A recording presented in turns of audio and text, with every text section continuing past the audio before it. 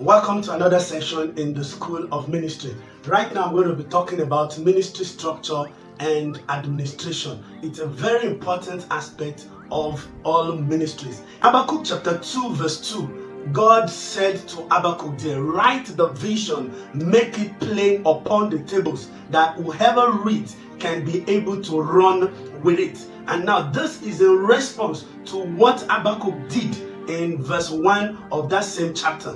Habakkuk had patiently waited upon the Lord to be able to receive the vision, receive the mandate and assignment to be carried out. And now he's supposed to document what he has received. This is what ministry structure is all about.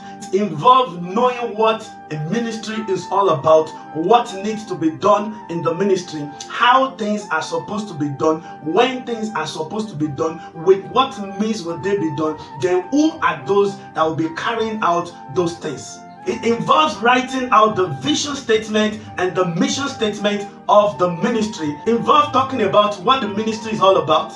We list various aspects of the ministry, various arms, various departments, and now you can now come to the leadership structure that will handle those various aspects and how each and every one of them connect together and lead to the top. Setting up the structure of a ministry also entails deciding the mode of meetings, when meetings are done, how things are done, what will be done in every one of the meetings and gatherings, and also the culture and practices that will be embraced and inculcated into the ministry. This is the reason you discover that there are some certain cliches and practices in some ministries that may not be in some other ones. Some have a way of greeting, some have some things that they put in place. You discover that in some ministry, every time the word of God will be read, people have to stand up. Now that is just a culture in that ministry. You see some places when the set pastor or a lead pastor is about to preach, everybody had to stand up. That is part of the culture that was put in place in that ministry.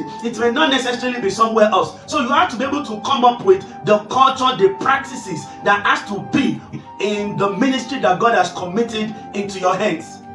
Another aspect that is crucial in the structure is to decide how the ministry will be financed. How will the finances run? What will money be spent upon? Who does all of those things? So you have to decide that one. What will be the commitment of the leadership, then also the members that are involved in such a ministry? After you have done this thing, you can now make it into a single document that can become something that everybody can be able to have access to, or it is just going to be with the leadership. You know, this is when you do the organizational, or what is called the organogram. In fact, in some ministry, their structure is as detailed as talking about how people can come into leadership position. How do you join the workforce or the team in the place? What are the things that you're supposed to have done in the place? How do you become a leader in the place? How are leaders going to be trained? The curriculum is there, the discipleship curriculum. All of these things have been put into a document, how things run in the place. Some even have the exit plan. If you want to leave